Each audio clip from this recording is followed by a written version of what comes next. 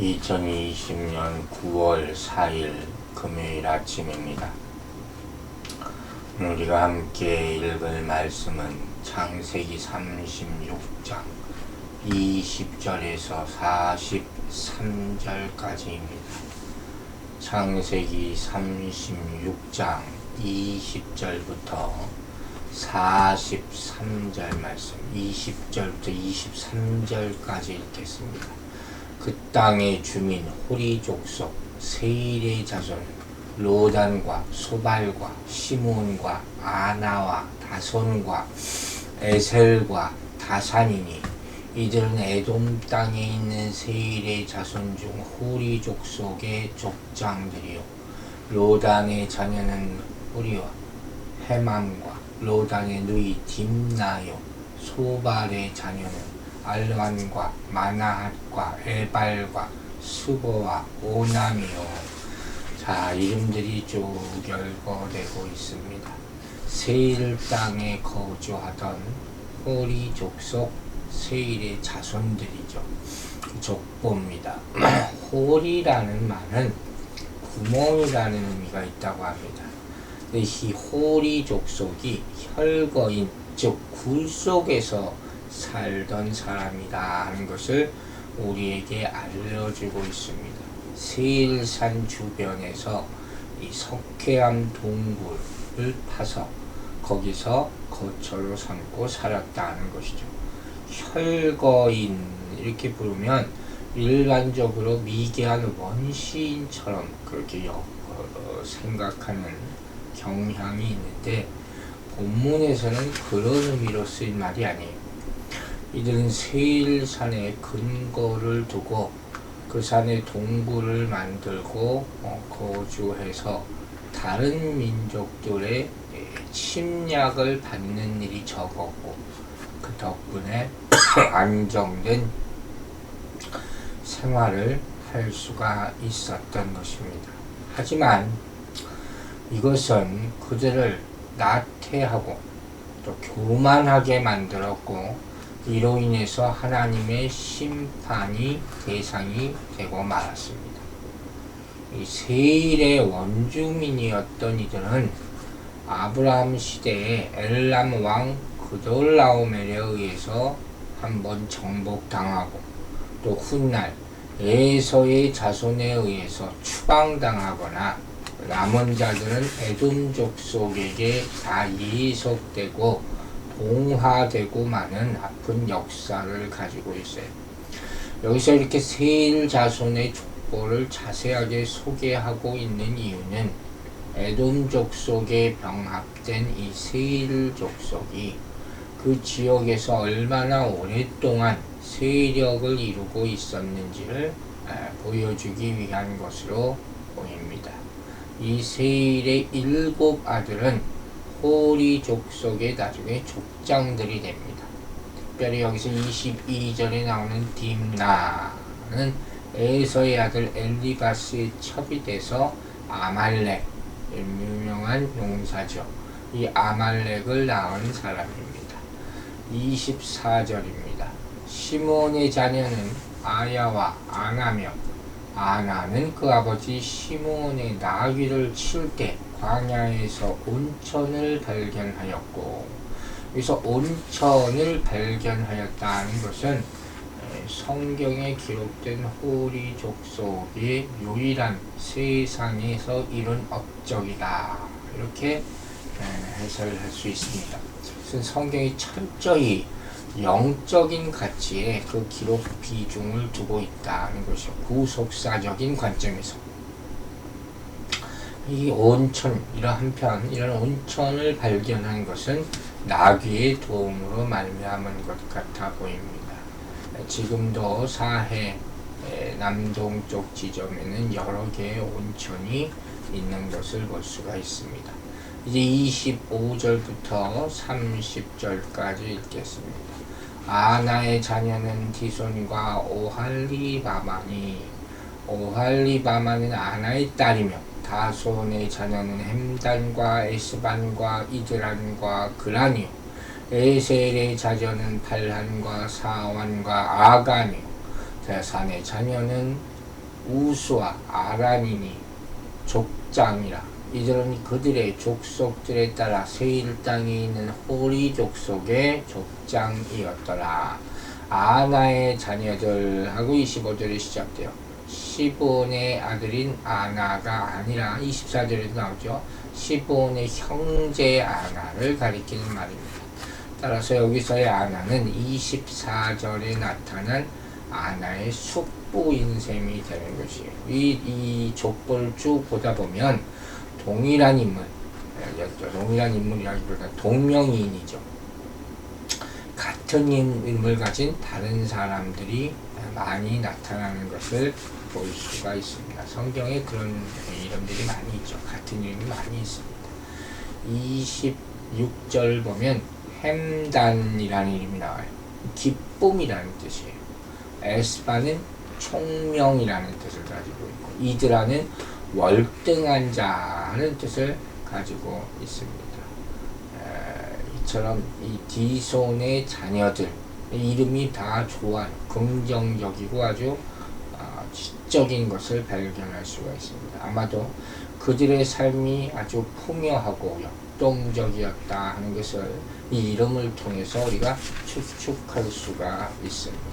그리고 또한 그들의 족속들에 따라 이런 표현이 있잖아요. 그러니까 세일 지역이 여러 구역으로 분할되어서 각각의 족장들에 의해서 다스려지는 그런 땅이었음을 우리가 암시할 수 있다는 거죠. 31절입니다. 이스라엘 자손을 다스리는 왕이 있기 전에 에돔 땅을 다스리던 왕들은 이러하니라. 자, 이 말씀에 좀 주의를 기울여 볼 필요가 있죠. 이스라엘 자손을 아직 왕이 없었어요. 근데 이들에게는 이미 에돔 땅에는 왕들이 있었다는 것이죠.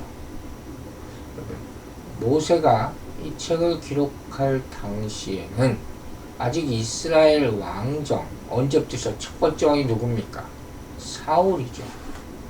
이 사울 이전 시대임을 감안한다면 여기서 왕에 대한 언급이 나타나는 것은 참 놀랍죠. 벌써 이 족장들이 모인 이곳에 왕이 있었다는 거예요. 이것은 앞으로 어떤 의미에서 이 언약의 후손의 순수한 혈통을 통해서 이스라엘이 왕이 출현할 것이다 하는 것을 은근히 지금 암시하고 있는 것으로도 볼 수가 있단 말이에요. 에돔의 번성을 중심으로 생각하면 그들이 세일 땅에서 아주 안정적으로 정착하고 놀라운 발전을 이루어서 이 정치 체제까지 이루었다고, 왕을 세웠으니까 그렇게 생각할 수도 있을 거예요. 그러나 한 가지 중요한 것을 우리는 여기서 생각해야 됩니다. 그것이 무엇이냐? 하나님이 세우신 왕이 아니라는 것이죠. 즉 스스로 왕을 세우며 살아갔다는 것이죠. 사실 이스라엘이 왕이 달라고 했을 때 뭐라고 나와 있습니까? 주변 나라에는 왕이 있는데 왜 우린 왕이 없습니까? 불평해서. 그래서 사울이 세워진 것 아닙니까? 하나님이 보시기에는 아직 사실은 필요가 없었다는 거예요. 그리고 사울은 실패한 왕이 아닙니다. 이걸 우리는 알아야 돼요. 하나님께서는 창세기 35장 11절에서 야곱의 후손에게 왕을 이미 약속하셨습니다. 그런데 그 왕이 있기 전에 스스로 왕의 권세를 누리고 있었다 하는 것은 하나님이 보내실 자를 왕으로 섬길 마음이 없다 하는 것을 보여주는 것이라는 뜻이에요. 하지만 우리가 이제까지 본 바대로 세상을 섬기고 자신을 섬기는 자의 결말은 결국 심판입니다. 즉 아무리 놀라운 발전을 이루고 많은 혜택을 누린다 할지라도, 왕을 세운다 할지라도 심지어 그것이 영원을 보장하는 것은 아니다 하는 것입니다.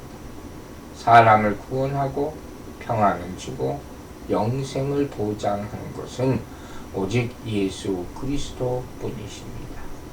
32절부터 34절 보겠습니다.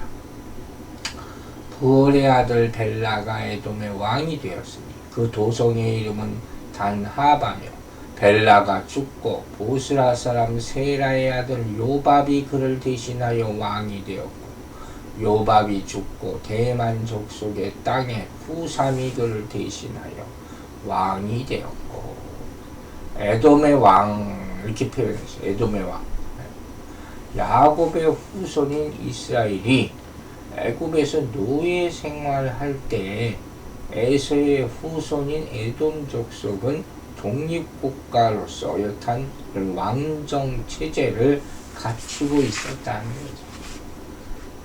그죠? 하나님의 백성 이스라엘이 많이 늦어요. 이런 면에서 의미심장합니다. 도성하는 용어도 나오는 것으로 봐서 도시국가의 형태를 이루고 큰 성읍을 갖추고 있었다는 겁니다. 33절에 벨라가 죽고 보스라 사람 세라의 아들 요밥이 대신하여 왕이 되었다 했어요. 이 왕들의 족보를 주의 깊게 살펴보면 나중에 나오는 이스라엘 왕의 족보와 차이점을 하나 발견할 수 있게 됩니다. 그것이 무엇이냐? 이스라엘에서는 아버지 대를 이어서 아들이 왕이 된단 말이에요. 그런데 에돔 족속의 왕은 세습되지 않았어요. 즉, 이 왕권이 혈연적 세습제가 아니라 족장에 의해서 선출되어 계승되었다는 거예요. 또한 그 족속 사람만 그 족속의 왕이 되는 것이 아니라 다른 족속의 사람들도 왕이 되었다는 것도 우리가 알 수가 있습니다. 34절에 이런 말이 있죠. 대만 족속이 대신하여 왕이 되고. 자, 에돔 왕국을 보면 왕과 족장이 동시에 같이 통치한다. 강력한 중앙 집권제가 될 수가 없죠. 지방 분권제예요.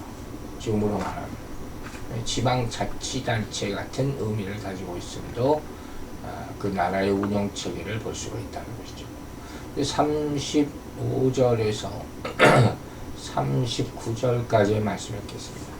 후삼이 죽고 부닷의 아들 곧 모압들에서 미디안 족속을 친 하닷이 그를 대신하여 왕이 되었으니 그 도성 이름은 아윗이며 하닷이 죽고 마스레가의 삼나가 그를 대신하여 왕이 되었고 삼나가 죽고 유브라데 강변 르호봇의 사울이 그를 대신하여 왕이 되었고 사울이 죽고 악불의 아들 바알 하나니 그를 대신하여 왕이 되었고 악불의 아들 바알 하나니 죽고 하달이 그를 대신하여 왕이 되었으니 그 도성 이름은 바우며 그의 아내의 이름은 무헤다벨인 마드렛의 딸이요 메사함의 손녀더라.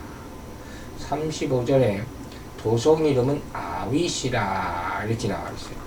에돔의 왕, 8명의 에돔의 왕 이름이 나오는데 이 중에 셋은 각기 자기 왕도를 가지고 있습니다. 근데 나머지 5왕은 소유하지 못했거나 자기 선왕의 왕도를 계속 사용했던 것으로 보입니다. 대신하여라는 말이 계속 나오죠.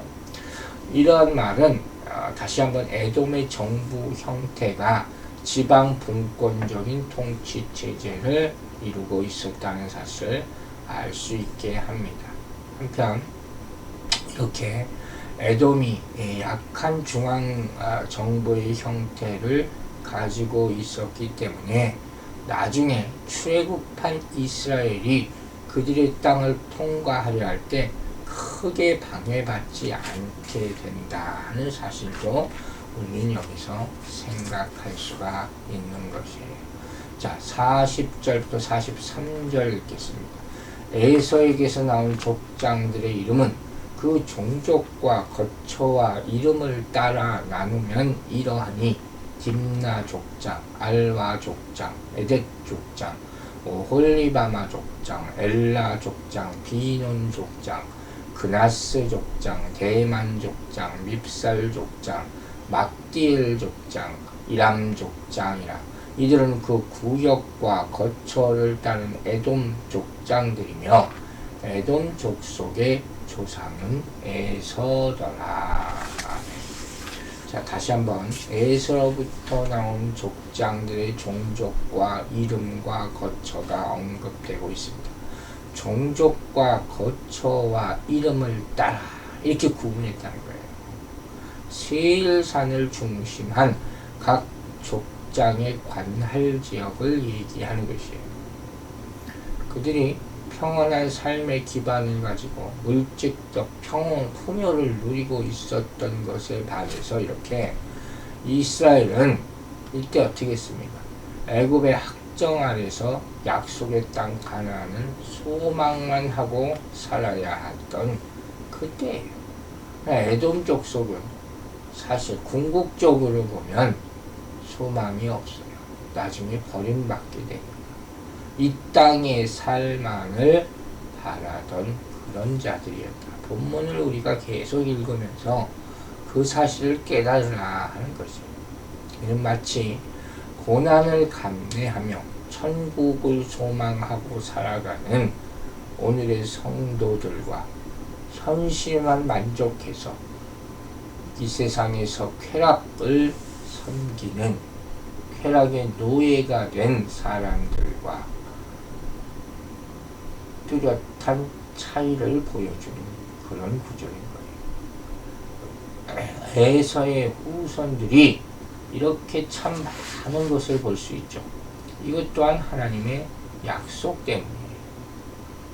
하나님은 이삭에게는 물론 이스마엘에게도 큰 나라를 약속하셨어요. 우리가 이미 창세기 17장 20절에서 봤어요. 이스마엘에 대하여는 내가 내 말을 들었나니 내가 그에게 복을 주어 그를 매우 크게 생육하고 번성하게 할지라. 그가 12두령을 낳으리니 내가 그를 큰 나라가 되게 하려니와. 이렇게 약속하셨어요. 하나님 이걸 보면 하나님은 족장들의 후손들 가운데 언약에 속한 후손에게만 복을 준 것이 아니라 언약에 속하지 않은 후손들에게까지 이 땅에 복을 준 것으로 볼 수가 있어요. 그러나 중요한 것이 있죠. 그들에게 주어진 이러한 복은 영원한 복이 아니라는 거예요. 결국 이들은 다 망합니다. 역사 속에서 사라지고 맙니다. 에서 역시 36장을 마지막으로 역사의 뒤안길로 사라집니다. 마지막에 이렇게 얘기하죠. 에돔 족속의 조상 에서더라.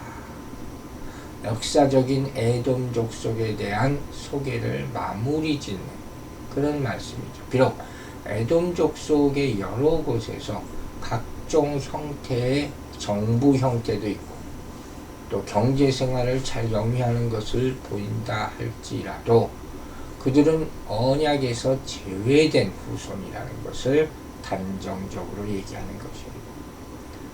이후에 이들에 대한 기록은 찾아볼 수 없고 단지 이스라엘을 괴롭히다가 멸망했다 하는 슬픈 역사만 나타날 뿐입니다. 이처럼 역사의 주역은 사람이 아닌 탁월한 인물이 아니라 하나님의 뜻 안에서 고난을 인내하고 승리를 맛보는 언약의 후손들임을 우리는 믿어야 할 것입니다. 기도하겠습니다. 아버지 하나님, 에서의 족보를 보면 참 많은 이 땅에서의 복을 누렸다 하는 것을 생각할 수가 있습니다. 그러나 그때까지입니다. 그것이 한계임을 알아야 합니다.